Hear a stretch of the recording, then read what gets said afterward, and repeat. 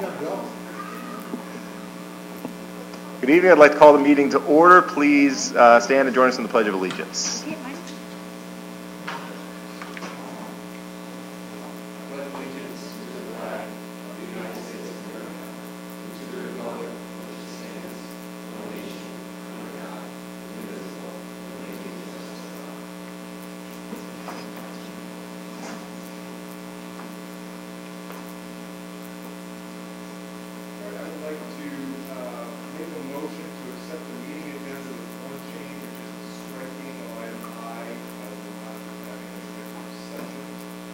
I guess it helps if I turn that on. With one addendum, striking item I, removing the executive session. With that change, can I get a second? I'll make a motion. Oh, second. Mr. McCarthy, second. Any discussion? All those in favor? Thank you. It is unanimous. All right, since there are no blue cards, we'll dispense with the community open forum and move into special presentations. With that, I'll turn it over to Mr. Colabufo to introduce our architect firm. At this point, we are going to have King & King come on up. I would like to say before they come up, if you haven't seen our facilities, there's been a tremendous amount of work that's been being done on them, on all of them. I want to I see Paul Brissett back there. He's been a magician through this whole process. King & King have been wonderful, and now is the scheduled update that King & King has been pretty good at keeping us updated on all, throughout the year, and this is the next part. There you go. Good evening. Thanks for having me back. We just wanted to give you a quick update. Turner is here as well. They're going to give you an update on the Phase 1 portion of the project. I'm really here tonight to just give you an update on Phase 2. If you remember, I came back, I presented back in May or early June, I believe, to talk about the expedited review process. I said I would come back in late August, early September to update you on that, and that's what I'm here to do for you tonight. So we'll get right into that if we don't have any questions. Hopefully this clicker works. It does. So I've put together a brief slide on what we thought the schedule would be, what we think the schedule is going to be in terms of SED review time, and then we wanted to talk tonight about the third-party review schedule and what that would help the schedule with. So right now, last time I was here, I told you we had submitted the documents in May. Right now, at that point, they were projecting a 10 to 12 month review time. We have actually received architectural comments. We're working through an addendum right now. One of the holdups is SHPO, which is the State Historic Preservation Society or department, has decided to review all of your buildings, and I guess they're doing that with a lot of districts to deem whether they think any of them are historically relevant. If they decide that they're not, then they'll just basically give you a letter so that we don't have to go through this process again, which would be great, because every time you submit a project, you actually have to submit which piece of the building you're going to affect, and they have to decide that it's not historically relevant. So if we can get them to decide that everything is in the district does not have any historical relevance, you'll have that letter so we don't have to go through that again. But apparently, Hawk and Quick question. Yes, go ahead. Yeah, go sorry, ahead. but No. Go. So based on that, we have something on the agenda later about selling a building. So Sure. Are they only reviewing the ones in the plan or all our buildings regardless? And do we run any risks by voting on something tonight and they could come back after the fact? No, I wouldn't be too concerned about that. We only submitted the buildings that are student occupied. Okay. So they were not concerned about the administration building, the bus garage, any of those buildings. They were most interested in the buildings that haven't had much work done to them. Hawk, for example, has not had a lot of work done to them, and it's getting to the age where some of that architecture firm might be considered some of their buildings might be considered something that might be historically relevant at some point in the near future. So they were just interested to study those. So we submitted all the relevant material that they asked for, and they will come back with a decision.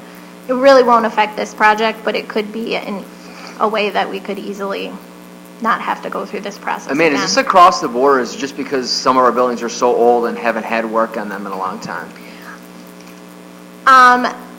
A little bit of both. So anything that's 50 years or older has to be reviewed by them. Any construction work that you do to any building 50 years or older. So if you think about that, it's almost 2020. So you're not going back as far as, we're not talking the 1800s. We're talking like 1950 buildings are now considered historic, could be considered historic. Not all of them are. The reviewer did say that he reviewed the current project and he does not see anything in this current project that is going to cause any issues. There's nothing historically significant about the high school. They're just looking more closely. So if they can give us that letter, then we don't have to go through this again, essentially. So, go ahead.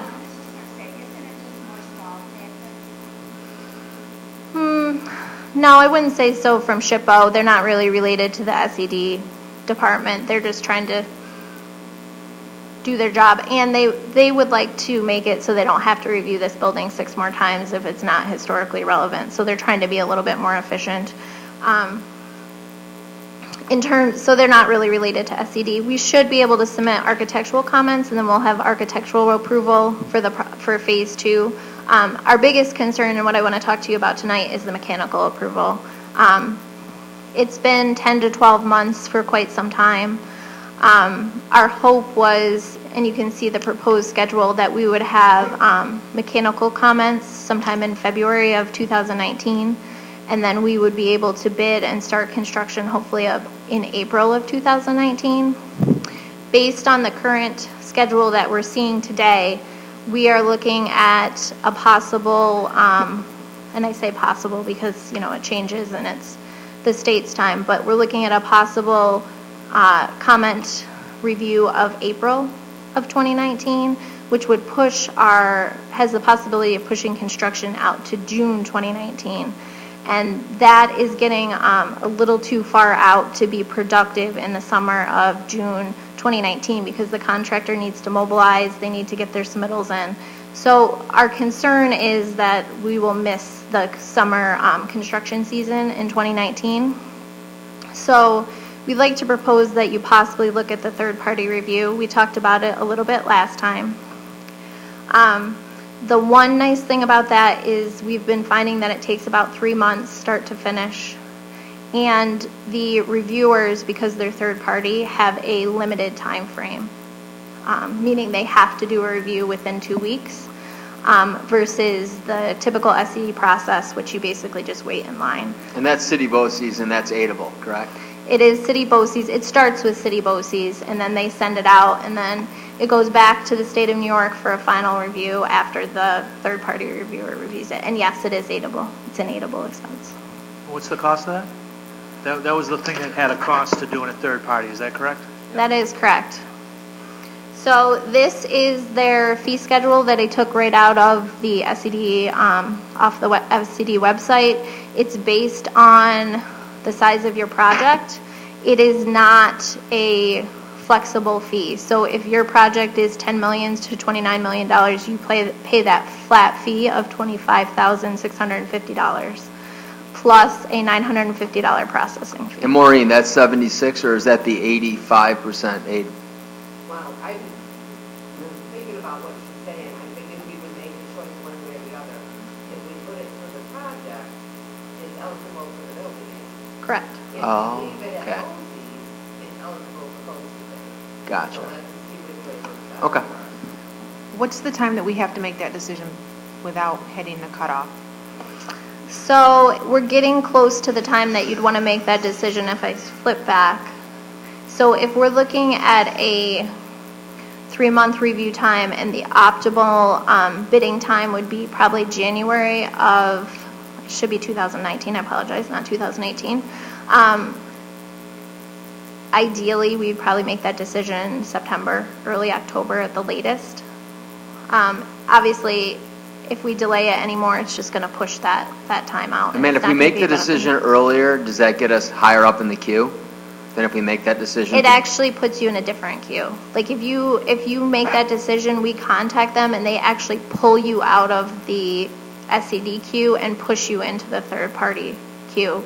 So they have several architects and engineers on contract and they will send it to an available. I mean, I can just tell you, my engineer. recommendation to the board is going to be after the aid and whatnot, it's to argue over something that's as big as it is.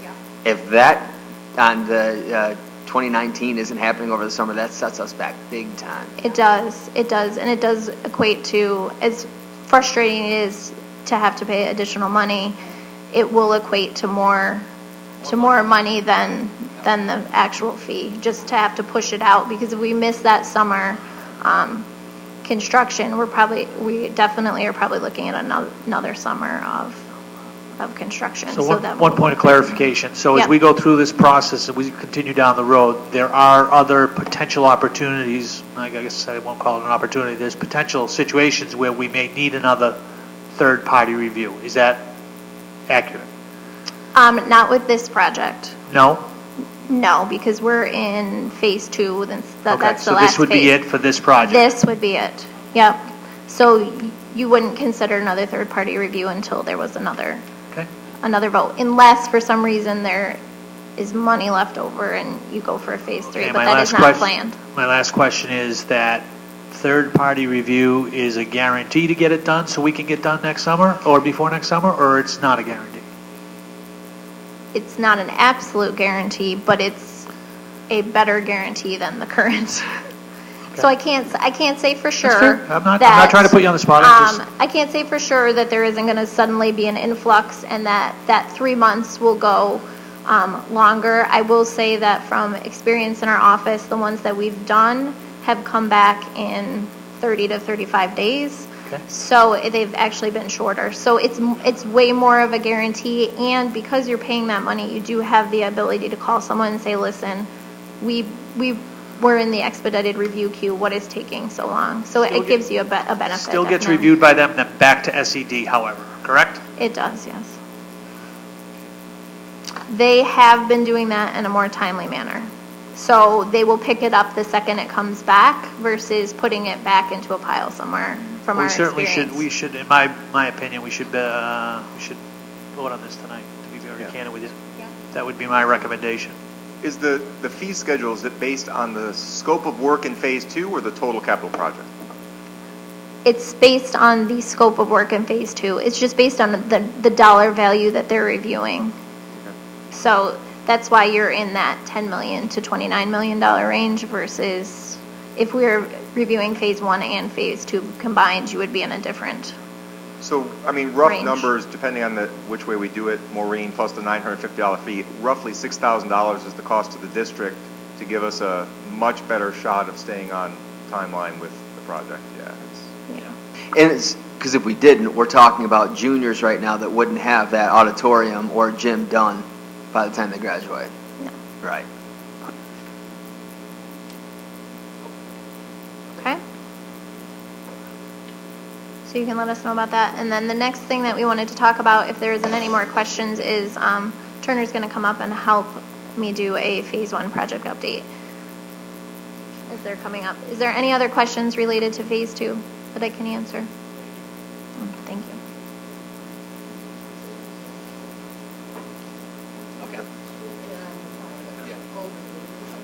Good evening, everyone.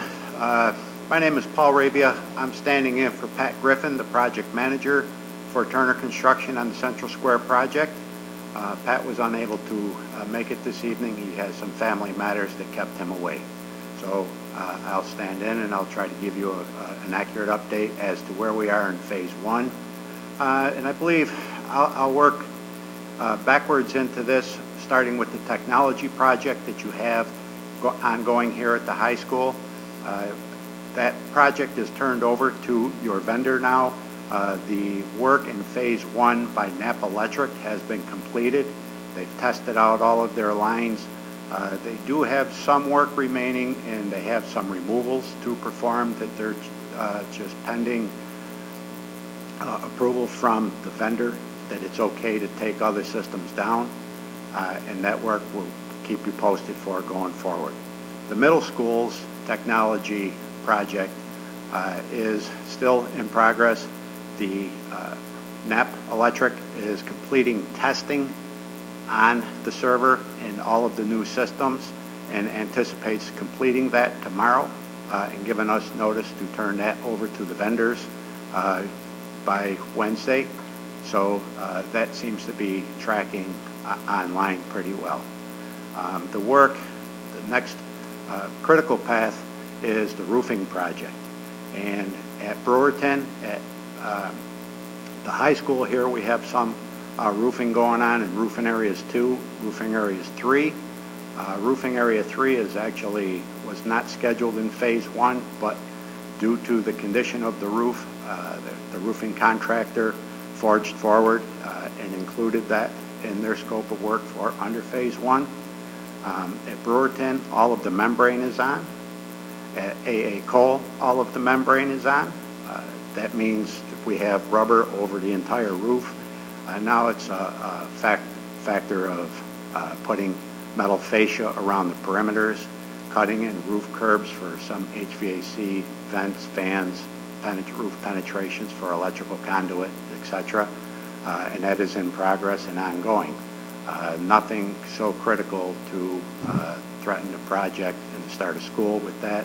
Those are just minor details that will continue to be ongoing going forward here. The interiors, we know that the structural steel was a component of the roofing system as well. The structural steel at Brewerton has been completed, inspected, and the succeeding work behind that is ongoing. At AA Cole, they anticipate the steel work to be done not later than Wednesday.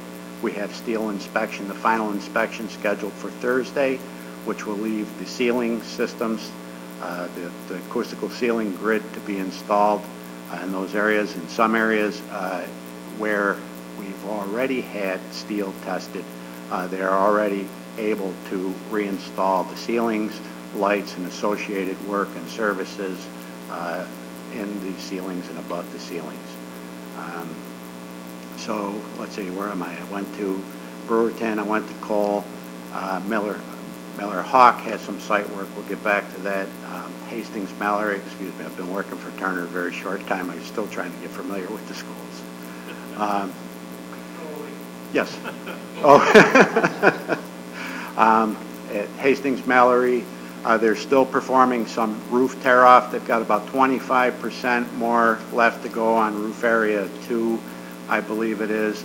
They anticipate completing the membrane of all of the work associated to that scope of work by the end of this week, which then again would leave just the minor work in roof curbs through roof penetrations and the fascia work to remain. The biggest component right now facing us is going to be the paving. All of the fine grading to all of the lots have been done. You see some paving occurring at the high school. Topping is scheduled to begin Friday. Just had a conversation with the contractor on that. Base and binder at AA Cole, Brewerton, Hastings is all scheduled from Wednesday straight through the remainder of the days we have before school starts. And we're trying to pin down the top course paving schedule. Right now, the plants are advising the paving contractors when they're letting out base, binder, and all of the sub-base materials.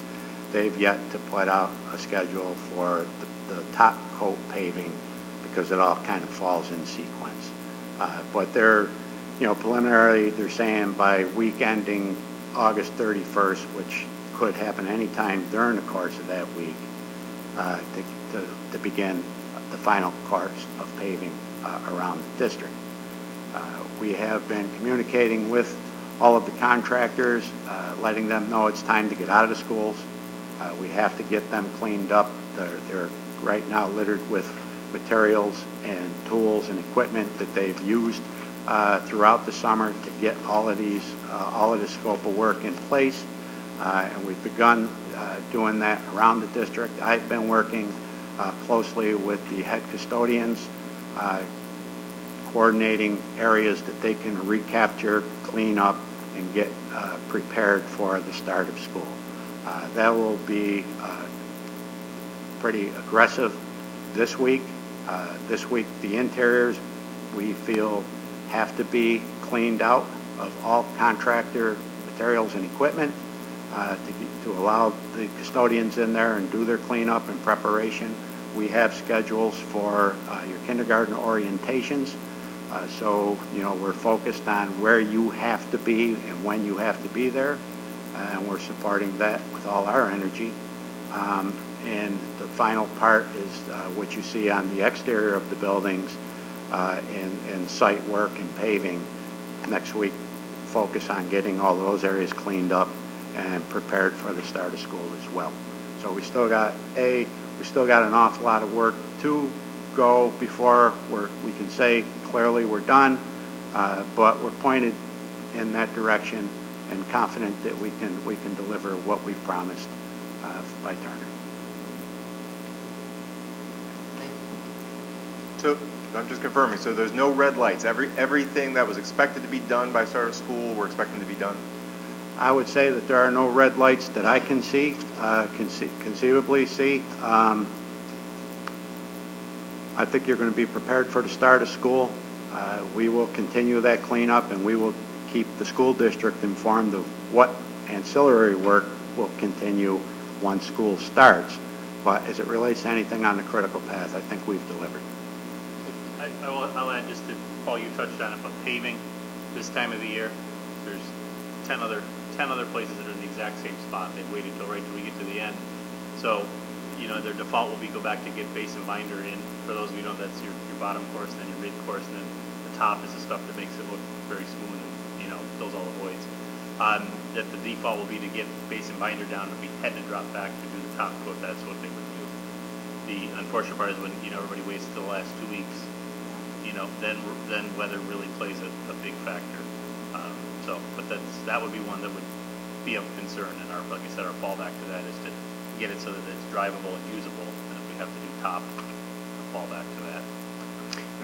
We didn't talk about the stadium, and I know that's not on the same time schedule necessarily. I think that was mid to later part of September, but is everything on track there? And funny I use the word track. Yes. Because that's obviously the big gap right now. Right. Well, the track contractor is scheduled to come in tomorrow. A week ago, we heard he was scheduled to come in tomorrow. We were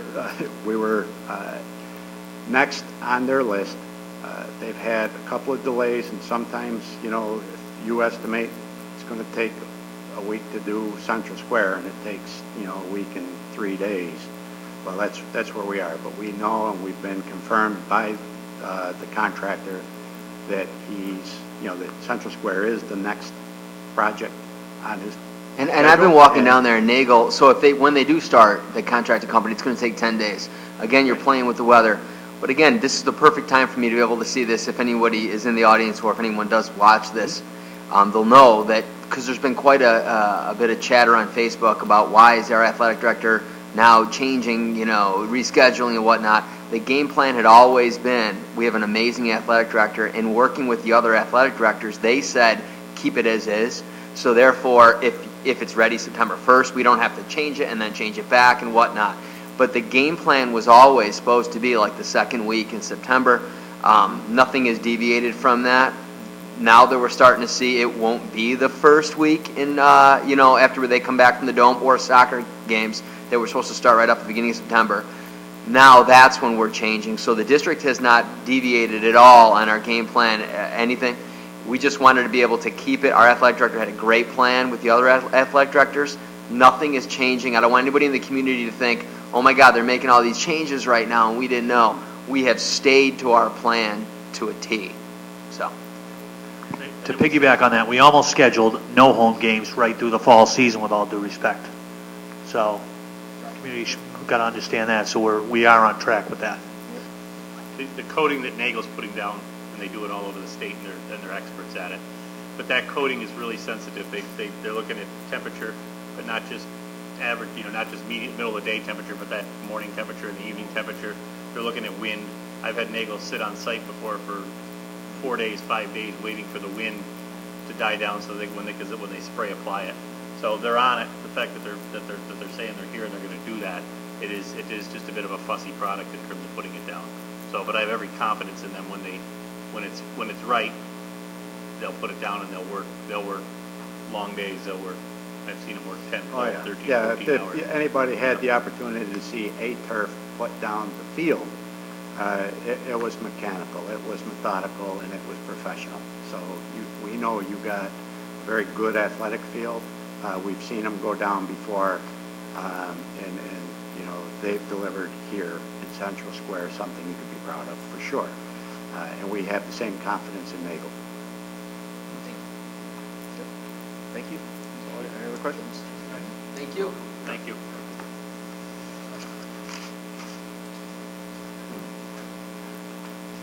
All right, with that, we'll move into our unfinished business part of the report section. We'll start with Mr. Colbufo. Any updates on district-wide safety and security that you wanted to highlight? One thing, so this is really good news.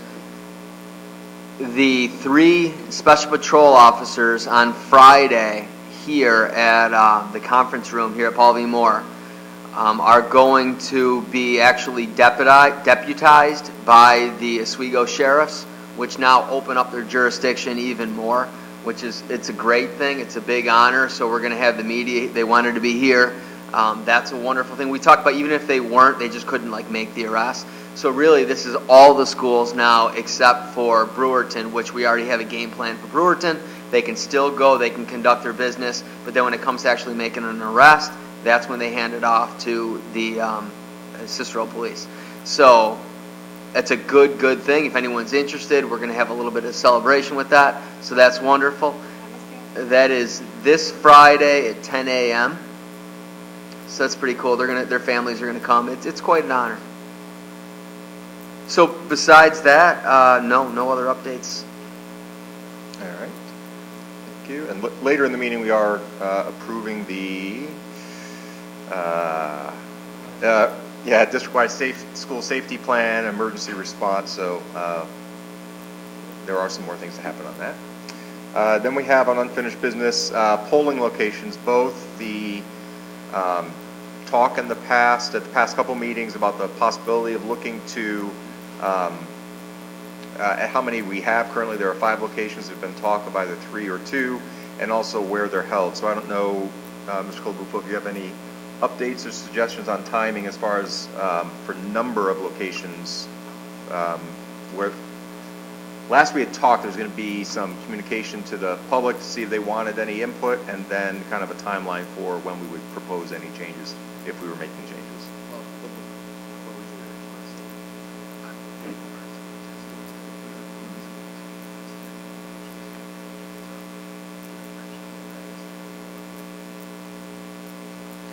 Yeah, I'll go into that first. So sorry, a little background. So we're dealing with 2 things. Administration had come and talked about looking at reducing the number of locations. And then I had brought up a couple meetings ago, or maybe it was the last meeting, we've been told in the past that we have to have our voting locations in schools. So we're divided into 5 election districts. If there's a school within the district, it has to be in the school. I was on the phone quite a bit with our law firm and New York State School Board Association law firm, and I think I've swayed both of them into seeing, at least I expressed to the board my point of view, which is the wording of the law is very unclear. It says wherever as may be possible, and my argument is that, and I'm repeating some of this for board members that weren't necessarily at these last meetings, but the law says where is possible, and I think the board can make a very good and solid argument that where is possible should include one of our core responsibilities, safety of our students. So if we're going to invite people into the building to vote, that on any other day of the year we wouldn't allow in based on background and criminal history. To me, that's a safety issue, and that makes it it doesn't fit the requirements of the law to me. So our law firm, I wouldn't say is doing jumping jacks, but they think we have a valid argument, and that we would absolutely be a test case. No one's ever done it. If someone were to bring it before the commissioner and challenge it, she thinks we have good legs to stand on. So there were kind of 3 scenarios that could happen if it gets brought before the commissioner. Commissioner says, sure, you have every right to do it, no problem. Commissioner says, no, I don't like your argument, but, no harm, no foul. Next year, go back to having them in the school. Or if she's having a particularly bad day, she says, no, you can't do it. I think you affected the outcome of both the election / budget vote, and they nullify it and you have to redo it, which our law firm agrees is a unbelievably remote chance. They don't think that'll happen. And then in addition, which our board had a nice reaction to, was the commissioner could say that the board, by choosing to do that, willfully violated the law and could seek to remove us from our seats. Majority of the board, at least based on comments, was if they would want to make that argument, we were willing to take on the risk, because we think that's a silly argument. When's the removal start? Yeah, I know.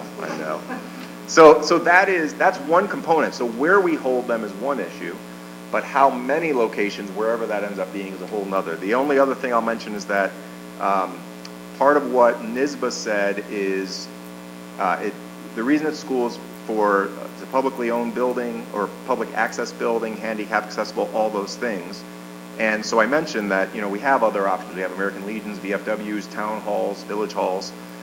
And they said that they didn't believe that some of those would fit because it would have to tie into what the Oswego County Board of Elections uses for their polling locations. Well, in the Oswego County elections, they use all the sites that we listed, so we're good there. So on that part of it, we'll talk more about what we want to do if we as a board want to push that, but that leads into then Mr. Colabufo and how many locations. To answer your question, I think at the September 5th, correct, Bill? At the September 5th board meeting is when I believe that we should probably vote. Having a conversation with the people that run the company, the polling, and really looking at the streets and the distances, I think I would, again, my recommendation was to go to 2. And we mentioned what those 2 would be. It would be west of 81 and in Oswego would vote at Millard Hawk Elementary, and then it would be all west west of 81 and town of Onondaga would vote in Brewerton. That's how we had it, right? For the 2. What the first one? No, the first one there were 3, and there were 3 polling sites. No, but the first location you said, I thought you said something about.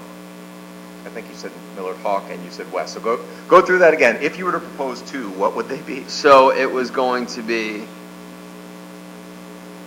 the left of 81, so west of 81, and so west of 81 and Onondaga County was the Brewerton one, and then Oswego County, and east, correct, and east of 81 was going to be. Okay, so just to be clear, so we would have 2 voting locations. One would be AA Cole. The second would be somewhere on the campus here. It would be Millard Hawk. Millard Hawk. Millard Hawk would include anybody that lives in Oswego County. Oh, yes. West of 81 and all of Onondaga County, regardless of where you live, east or west. I got into the 3 one. Correct. That's fine. And then east of 81 in Oswego / Oneida County. Correct. Would be the other location. Cole. So my only question is there. I thought at the last meeting we were going to do something to give the public a chance to come in, and if they had any feedback, thoughts on that. And that's the problem. So any kind of community forum over the summer, like we tried with the dress code, you get your normal 3 people. So the only way to really do that would be then to extend that out a little bit longer. And help me refresh my memory, Maureen. When does the deadline have to be? Well, we definitely want it well before March, because gotta start making our legal notice, filings. So we've gotta be well before that, and if we wanna have time to, we're gonna contact the other locations. And then we have to send cards out there. Some insurances and make all those arrangements, but we need to do it by the beginning of the year. So then if we actually did a forum, let's say in October, would give us enough time to get community. I mean, the thing is, the community is probably going to say, The only people, with all due respect, the only people in the community that are going to show up are the naysayers that don't want to. correct. So we know what we're going to get in the community, with all due respect. That's true. So, Yeah, but I'm not promoting a community forum. I'm just saying, so why not even a text blast to say, hey, here's something the board's discussing. If you have opinions, please show up at the September 5th meeting, fill out a blue card. I'm not saying we have to schedule a separate thing. No, and I understand that. I can't imagine a lot of feedback saying, let's have less. People are going to want to not drive as far. So I guess what is the outcome that we're looking for is confusion. Because we had confusion now where people were told to go to one place and then they had to go to like Mike Lawyer. Like that was a crazy situation.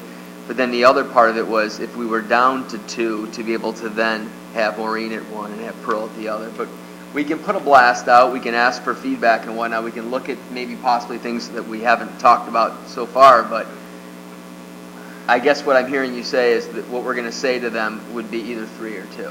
We're not going to entertain any more than that, correct? No, all I'm saying is I think it would be good to give the community a chance to weigh in on the possibility of reducing the number of polling locations. Because the reality is the board, whatever your proposal is, the board could approve or deny it, right? Which means we stay at 5. So, and again, I hear what Mr. McCarthy's saying, and I agree. You tend, the microphone generally is used by people that are opposing what you're doing, but I still think it's valid to at least give them the chance. And if no one shows up on the 5th, then we know that is, you got one more thing that can make us more confident in our vote, I guess. But it sounds like we have plenty of time. Yeah, I'd be in favor of the 3 or 2, and then the community feedback I would be interested in after we had the election of the site. We can pick where we're going to go. We're elected to be on the board to make these types of decisions, and then afterwards see how it's going to work. It's a voting place. It's not that big of a deal, I don't think. so Steve, are you in favor of voting on this either way, 3 or 2 on September? September 5th, and then we go. Rock on. That's what I would recommend that as well. And if it's a big whirlwind, we'll deal with it next time around. But I mean, we got an awful lot that we're getting feedback from the community. Whether it's going to be at Miller Hawk and wherever, I just don't think it's going to be. Have we put up numbers as to how much we could potentially save with this and giving it to the public? Because I would hate to just do it and then not actually have facts to back up why we did it. We had looked at numbers. This is just me personally, regardless of your views on the number of locations. Yeah. To me, it's not a financial issue. The numbers are ridiculously small. It was The like bigger $7,000. issue really is the confusion in when people go to vote and where to vote. And getting poll workers, with all due respect. Yeah, I mean, absolutely. getting the physical poll worker is getting tougher and tougher. Yep. And So it- agreed. And no disrespect to the poll workers, but in 2 of my 3 years here, some of them wanted to lock up and we had to rush out there. And the last thing I want is when it gets that confusion, we got away from the whole, mistrust. But if something just happens because it seems to be going that way, if we can reduce those numbers of the poll workers and the sites, that's going to definitely reduce the confusion. But to Andy's point, I think that what we can do is really get it out there that on the 5th, we are going to vote on this. But then the public, if people want to come in and we give them that opportunity to say what they want to say, and then we have the vote and we go on from there. To Phil's point, we can get those numbers. I believe that, Maureen, tell me if I'm wrong, but it was about $7,000. Oh, it's right. The presentation we did showed all the savings and everything. That's fine, but that meeting, we'll have to just talk about it again, because if there's additional people here, they're not going to go back and look, Yep. so I'll just bring it up again when we vote. We'll show all of it. So Okay. before we do the vote, we'll put it all up there and say, here it is, this is what it is, and then you guys will vote. This is what it would be if it was 3, this would be, if it was reduced to 2. Yeah, and the only other thing I want to say, because Pearl did so much work I want to recognize before it, is, no, I'm serious, because it was not enjoyable. Pearl had to go back to, what was it, 1971 or something? It started in 1968. Because there's 2 ways we can get to polling locations. The board can vote to do it, or the public puts it up as a proposition. And however we got there originally is the only way we can change it. So the good news is, we got there by the board doing it, so we're within our rights to do it this way, but Pearl validated that. But that was a big piece from our law firm, is knowing how we got there. So we're within our rights, whatever we decide. Locations then can be determined after that. So just to clarify, over the past 3 meetings or so, we've been talking about this, and the pros to doing this is really streamlining it. We've made a lot of changes in terms of boundaries for elementary schools and things like that, closing schools, and there's, because of that, in the last 3 years of the elections, there's been a lot of confusion about voting sites and where people are supposed to vote and what book they're on, and no, they've been moved over here because this road's on this bus route or whatever. So reducing the numbers and doing it basically by a geographic line that is not going to move, which is Route 81, we avoid that for in the future if we have to close another building or if we have to build something else or we move students again. It doesn't matter, your voting location would remain the same. So it's for lack of confusion, to promote that. And not financially, because we had talked about that, it was a very minimal financial amount. It is a small savings, there is a small savings, but it's not, that wouldn't be the reason for the decision. Yeah. Okay. All right, so it will be on our agenda at the next meeting, whatever the proposal is, and then in the meantime, whatever administration decides, but somehow it'll be communicated, whether it's through social media or whatever, that is going to be on the agenda. So, but that's fine. So September 5th will be on the agenda. All right. So the social media piece will just have a link. So like what Phil was saying, it will actually show the numbers, it'll show the rationale, because if people have never seen that before, then they'll at least have ideas about what we're going to be voting on the 5th. All right. And from the board's perspective, do you need anything, do you need Bethany or our law firm to weigh in more on where we hold them, or are you guys good on that part? I do not. All right, everyone else good? All right, so. My only question is, when we tried to do this a couple of years ago, of course, the Oswego County, voting poll person came in and told us, it had to be in the school and all that, and I don't want him coming in here doing that again. Yep, we'll take their advice, meaning we'll listen to what they have to say.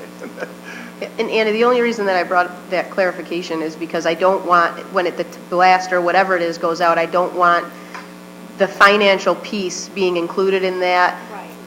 I want it to be included for transparency, but I don't want that to seem like the driving factor for this decision. I don't want the community to think that we're trying to save $6,000 by reducing polling locations, but we're spending $7,000 or however much to fast track something that they could perceive as, a delay that wasn't our fault or something like that. So I just wanted to make clear that it is not, the financial piece will be out there for transparency, but that is not what drove the decision or the consideration for making these changes. Yep. No, and I agree. And again, I don't have any issue with looking to reduce it. What I said at the last meeting, though, which I still stand by, is I would love to at least, and I don't even know that it exists, but I'd love to see some data on districts that have done this and did it have a material impact on the number of people that turned out.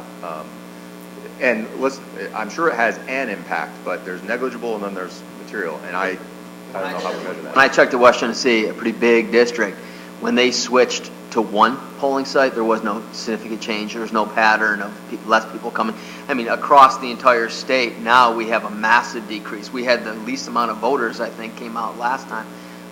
But there was no impact. I don't think you can find another district out there right now in New York State that has 5 polling spots or even 4.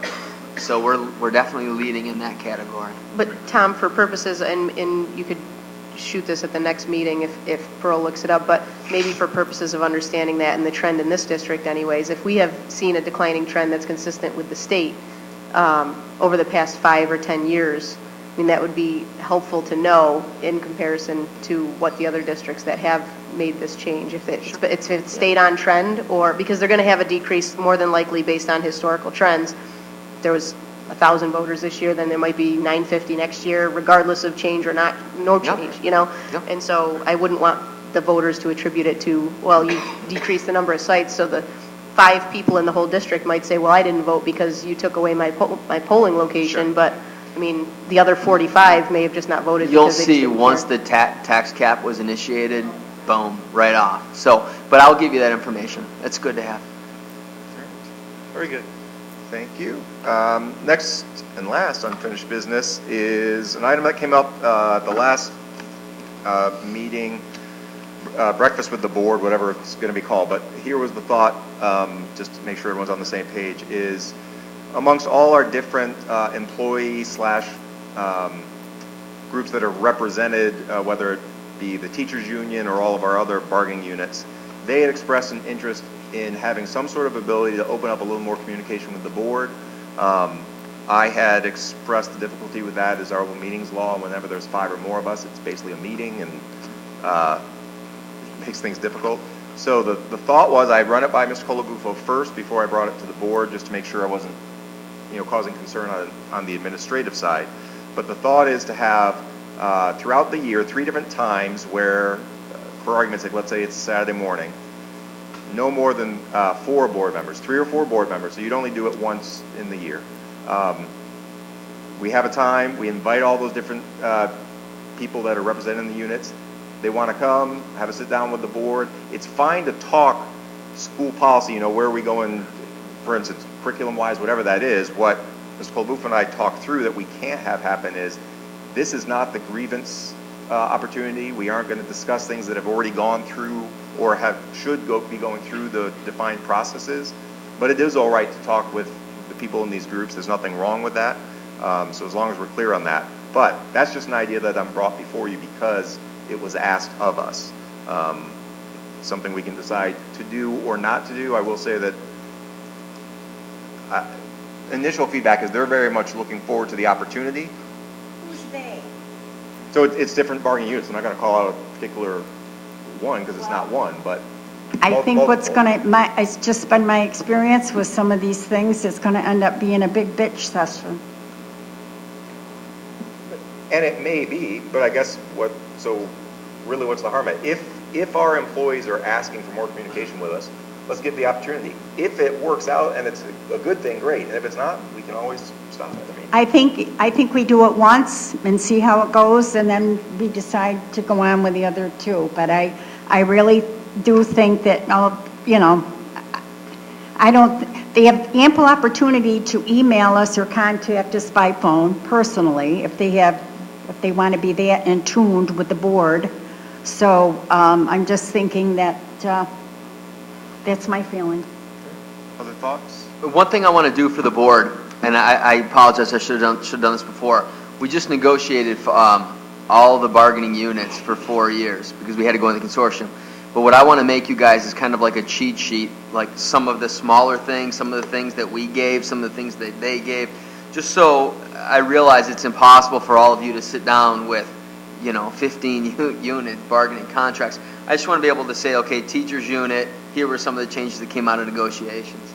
TAs, here, you know what I mean? So then that way you can look at it because no one expects you to look at all of those contracts and go into a great deal about that. So something I want to do is just kind of make you a little cheat sheet to say, oh, here are some of the changes that they all went through. A big part of it's going to be healthcare because we had to all go into the consortium together. But then there are other small little things like we talked about, let's say with transportation, how we had put in there a no contracting for that. Little things like that I just want all board members to be able to have a little. Okay. Any other comments or thoughts on it? So Lori threw out the idea of one session. But I like breakfast. Steve likes I was breakfast. going to say, who's catering breakfast? What's breakfast? I need to know that information. Chance has offered to make sure it happens. So. All right. So that means it's going to be catered. So we start with one session.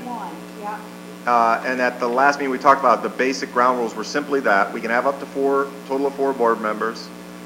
All employees are invited. It doesn't matter whether they're represented in a union or not. And the only exception to that was administration is not invited. Yeah. That was one clear thing. And again, ran that by Tom. The other thing is he did double check with the administrative unit because it was mentioned, what about them? They said they felt comfortable talking to us as is now. They didn't need a separate thing, so that's fine. So any objections to scheduling the one? No. Perfect. Any volunteers for that one? I'd love Any others? I'll do it. Can you? Steve, Christie, all right. I think Mr. McCarthy raised his hand. Yeah, I think Tim did. I got my calendar open. If it's a date I can do. Are you thinking of a Saturday, seriously? He's booked. My Saturdays are rough, but. Yeah, no, I'm open to anything. We need so a why don't we date do this? and what's for breakfast. We don't have those answers yet. With the timelines that a lot of our staff deals with during the week, we're going to be cutting a lot of people out almost any time we pick, right? Just custodial, everything else. But we can do that offline. We can do that through email because this isn't a policy thing. So, Okay. So we'll start bouncing some ideas, but I'll put you down on the interested list, and then we'll figure it out. Absolutely. All right, fantastic. So we'll start with one, and then within a couple weeks of it, our next meeting after that session, then we'll just do a debrief and see if we think it yielded any results or not. Andy, just to clarify, when we have these meetings, are you envisioning that we'll be sitting at a table and they can come up and talk to us, or that we all sit at different tables and people, what do you envision? Yeah, I open to suggestions. My vision of it was a bunch of tables, different tables. It's not a meeting. We're not going to sit up there. We're not going to give a speech or anything. But just have kind of a discussion and maybe open and close with some sort of, just general recap of it. Because we may hear some themes. And I think that's one of the good things that could come out of it is that, if you're hearing something, let's just say something about whatever. I love the superintendent. That's right. That could happen. From multiple people, then it may point us to something that we ought to, Yeah, put in on our absolutely. radar. I just didn't know, you had mentioned when you first brought this up that you were approached because people may feel uncomfortable coming to, say, a board meeting because the administration is here and things like that. Right. So if it's something that they wanted to talk about and have it be in some way, shape, or form confidential, I just didn't know if we're all sitting together and they're talking to someone, Mr. M is talking to you and Mr. H is talking to me and Mr. H, Mr. M hears what Mr. H is saying, and I just didn't know if that would discourage people from coming if they feel that it's going to be a group setting as opposed to a one-on-one or whatever. I'm not sure what the interested parties were that came to you and asked for this. I'm not sure what they were looking for, and so that's why I was just curious. Yeah, I think once we settle on a date, then the next thing is I think we should be asking for RSVPs. It gives us an idea. If we're expecting 5 people or 100 people, that is a whole different way we would set it up probably, right? So I think we'll take it as a... But have to be a member. I'm sorry, Steve. Well, no, this is Board of Education 101. I mean, what I personally believe in my values or my own individual that I bring collectively, we're the board. I mean, it's not, if you want to know my opinion, you've got my phone number, email, you got my address. I'll be more than happy to talk to you, but I could promise you and say, yeah, I really agree with that. You guys got messed up. And then Chrissy's over saying, hell no, it doesn't really matter. You can individually talk to me about my overall opinion, but, I can't, I'd love to be able to speak for all you guys, but it's not really what we do, so. Right, and that's the thing. In no way, so shape, or form is this us committing or saying we'll do anything. We can come back and report to the whole board, maybe some common themes, but then the board acts as a whole, so. Yeah, I like the bills. So Tim, you were going to say, is this one unit? Or? No, I was going to say you unequivocally have to be an employee of the district, though, correct? Yep. That will be an absolute. Absolute, yeah, because it's not a Board of Ed meeting, so we can set Not a rules. spouse of a employee, not a sister, brother, cousin, uncle, mother, Right. father. And so it's everybody except the admin. So Leanne Stone, thank you for coming, is our new teaching assistant president. So her people can come to this as well. Absolutely, yeah. Great. Yep. Yeah, full part-time, yeah, everyone. All right, excellent. Thank you for that. Now we move into Vice President reports. So, Ms. Wood, anything tonight? Are we going to reschedule our dress code? Or are we pretty much done with that? No, so we had the first forum, and it was over the summer, so I get it. We only had about 4 parents. Some of them were board members. We had about 15 staff members. They gave some really good insights. What we did know that we need to definitely take off is the whole finger measurement rule. We had some ladies that were there that their arms went well past their knees, and then some other ladies' arms came nowhere near their knees. Just a set, that was kind of a ridiculous measurement. But what we're going to be doing is we've been looking to put something together so then we can have another, but I want to be able to wait until school's in session and that I can actually have a room full of people when, again, it's going to be a hot issue again for people. And then we can have that conversation so people's voices are heard and then kind of share what other districts are doing and then go from there. Anything else, Lori? Right in the middle of all of our construction issues that we're having, are they looking at, because I know I probably sound like a broken record, at the air quality in our elementary schools as far as starting school when it's, if it's going to be very warm and, wait until next spring when it's warm again? Are they looking at to address any of the air moving issues? Yep. So we're always going to have the issue of that we don't have air conditioning, but regarding some of the ways that they vent, yeah, they're looking at that. Regardless, outside of that, it's going to be more of just fans and utilizing the fans for those weeks that are going to be hot. It's funny, there's a neighboring building, well, I'll even just say it, so Mexico High School looks beautiful, and everyone always says that, and then I say that to somebody that works over there, and they say, it's not air conditioned. So I get it, it is frustrating. I think when Hunt looked at it, I want to say it was $16 million to do air conditioning. So, but to answer your question, I have had a lot of conversations with King on what are the things that we can do outside of full-on air conditioning. But then not only that, if we did air condition, let's say, of the library and the gym, where kids could be, running around, what are some other areas that you could bring them in on those extreme days? The other thing that we're looking to do is possible film on windows, which we're talking like with Armored One anyway. So what are some of the things that could do to then lower the heat? Will we still have some days that are warm? We will. So, but it is being still talked about. Okay. All right. Thank you. Yep. All right. All right, so I have three things. First is just a reminder, this is our last meeting with Pearl printing things for us. Next, we voted in July that in September we go paperless. So Pearl will have everything we need, much like it is just on here. We can pull it up and view it that way.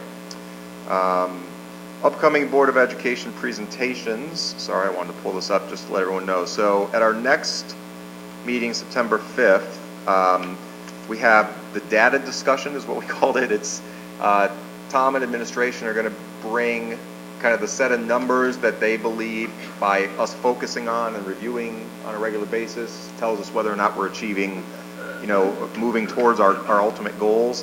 And we have a say in that as well. So any ideas or any thoughts we have on that, we'll weigh in. And then that's also, September 5th is board goal development. So, which ties into number 3, which is at our last meeting, we went over the superintendent goals and objectives for the coming year. I did not have a chance yet to ask. Did you have any alterations requested by anyone? Okay. So we'll assume we don't have to officially adopt these. He presented them, so if no one asks for changes, then we know what his objectives are, and I'll email this out to everyone. It's just a one-pager, just like we did last year.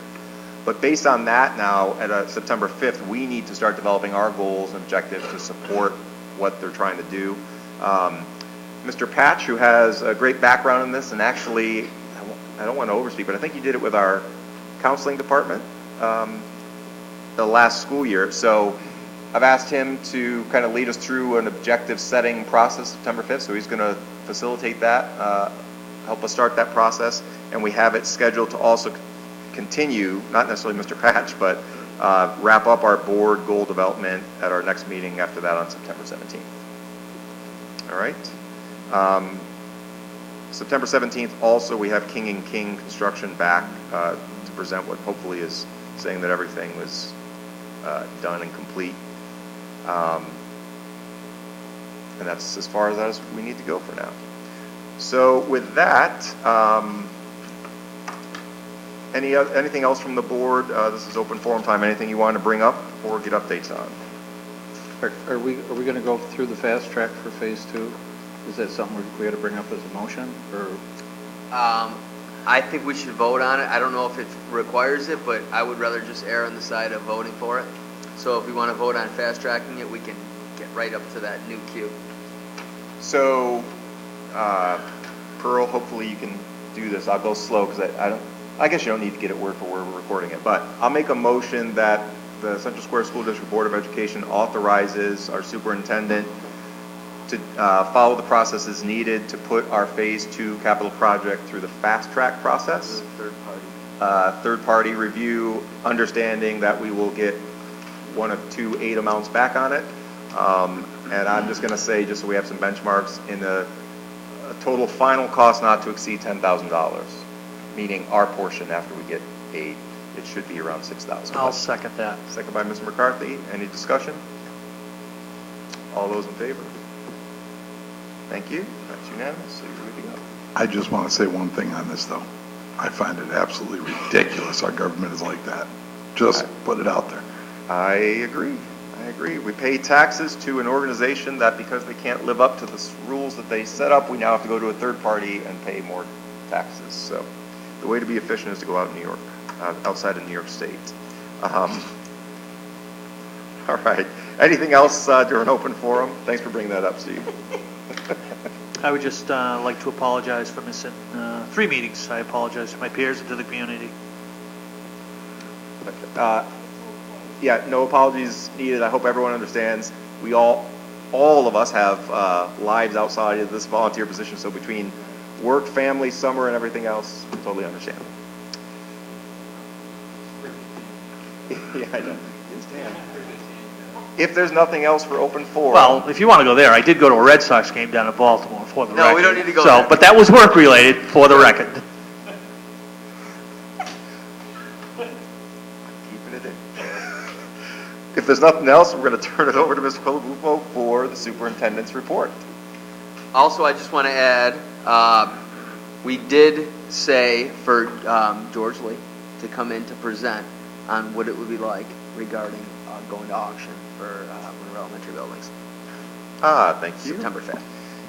Yep, so that's great. So it's September 5th, our real estate broker is going to be coming in to discuss what would be involved and everything associated with the possibility of going to auction on any buildings remaining outstanding in our district. So that'll be September 5th.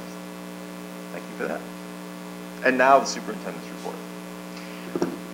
Again, my superintendent report is just to simply say how impressed I am with the custodians and the maintenance staff, and under what Paul's supervision of tying all of this together. It's amazing. Paul's at every building. He's down at the track. He's over here. He's over there. Every little thing, Paul kind of showed me what his game plan is long term for the district and short term, and it's everything that I want. He finds things that I didn't even think of. For instance, if people want to know why these trees are being cut down, they're being cut down over here because students had complained that they had to walk from the little sidewalk that runs up along in front of across the street from Millard Hawk, and then it kind of shoots it towards Millard Hawk. But then for the kids that wanted to come to the high school, there was no more sidewalk. They had to walk through or around the snowbanks, putting them in the middle of the road. So now that's why we dropped those trees. We are actually going to put it behind those the snowbanks. So it's going to be much safer for our students, especially at night, to stay right on that sidewalk and then come right up connecting to the other sidewalk. So those are the little details that he's constantly looking at, because we always say safety is our primary responsibility, and he's just doing a great job. That's really that's all I have. Excellent. Thank you. If I could just add on to that, when you walk in these buildings, these floors look awesome. So to the custodians, these floors look incredibly nice. They do. All right, fantastic. We're going to move into item F, items for action and discussion. Item F1 is approval of the 2018-19 school tax warrants. So the first thing is that we have our tax collector here in case there's any questions from the board. So I don't know if anyone has any, and then Pearl will walk us through the process. I don't know. I think do we have to read the resolution or? Okay, so we'll just make the motion I'll then. make the motion to accept F1. We have to sign them, don't we? Here she comes. Yep. Yep, we'll all have to sign it. So, motion by Mr. McCarthy to approve item F1. I'll second that. Oh, Mrs. Fishman seconds that. Now we can open up for discussion. So, any questions for our tax collector before we move forward with this? Anybody that didn't pay? There being none, Crow, can I do this normal or do I have to do roll call? Okay. All those in favor, signify by aye. Mr. Pats, thank you. Great, and sorry to everyone out there, but we now have to sign 11, I believe, of these. 13 of these, so it'll be a little bit.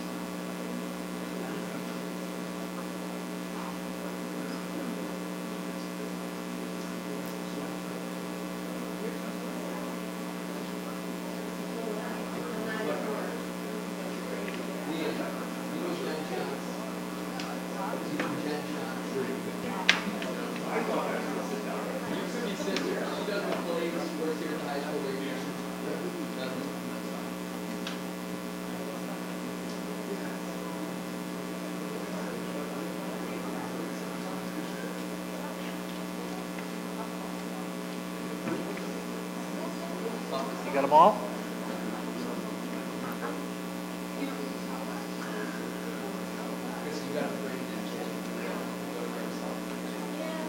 Everybody all signed? We're all signed, right?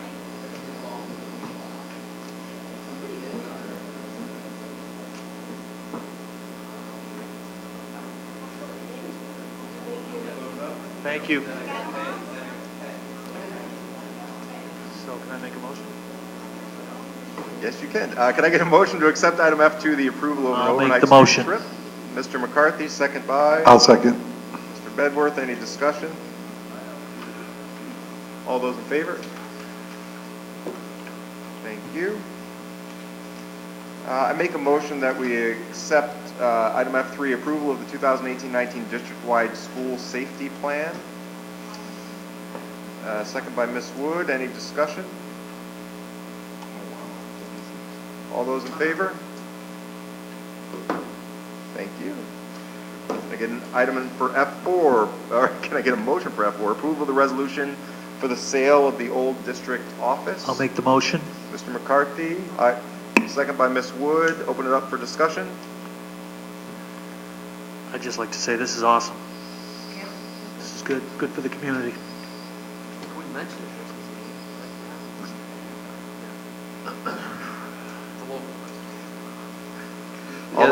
The only thing, it'd be nice if we put a deposit down with the contract. I mean, it's not a deal killer, but I just, I mean, if he's going to be looking to get a mortgage, you know, I don't know how, if a bank's going to be giving him a mortgage on a building that, but.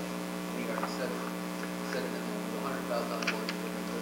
$30,000 cash at closing, At closing, but there's not nothing, there's no deposit down with the contract. That's typically not, you always normally would put something down. Yeah. But I don't want to scare the rabbit. You don't want to discourage you. Right, Yeah, yeah. no. So, that's my 2 cents. All right. So if there's no discussion, all those in favor of sale of the district office? It is unanimous. Thank you. Make a motion to accept G1 and 2. All right. Item G1 and 2, which is recommendations on committee from special education and approval of disposal of surplus property. That's the motion. I'll second that. Any discussion? And just one thing on those items that we were disposing of. Is there rules against possibly letting people use them for training purposes? I know they're not useful or to keep out anymore, but those AED units, you could use them possibly for training. I don't think that they're supposed to be acted by the trainers, and if they don't have anything, Right, no. I mean, the batteries are no good, so I was figuring, so usually. oh, okay. So you do have some trainers and stuff, okay. Clear. Cut the leads.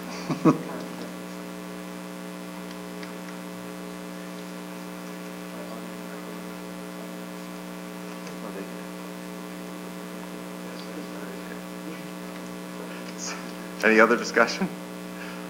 All those in favor of item G? Thank you. And I'll make a motion to accept item H in its entirety, personnel, both instructional and non-instructional, approval of leaves, resignations, absences, and resignations, and elimination and creation of positions. Can I get a second? I'll second. Mr. Bedworth, any discussion? All those in favor? It's unanimous. Thank you. Yep. Turn it over to Mr. Colabufo for some introductions.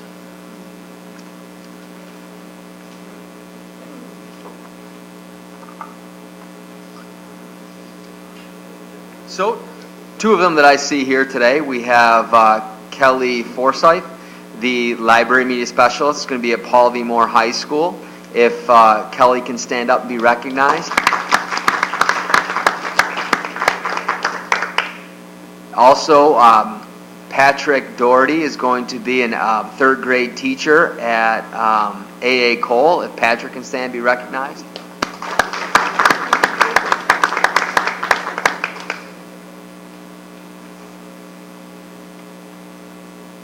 And I know we have one more. Yes, please. Oh, yes. This is right. Sarah Jones, our psychologist. See, I planned that, Teresa, because Teresa, Mrs. Ross has been raving about you for 2 weeks, so that's perfect. That worked out well. Thank you. Awesome. Welcome. welcome to the district. We have nothing else. We're about to close the meeting, so the board would be happy if you can hang out for 30 seconds, and we'll welcome you to the district. So with that, I'll make a motion that we close our meeting. Can I get a Second. Second by Mr. McCarthy. Any discussion? All those in favor? It is unanimous. Is this the first meeting we ever had without an executive session in the last year?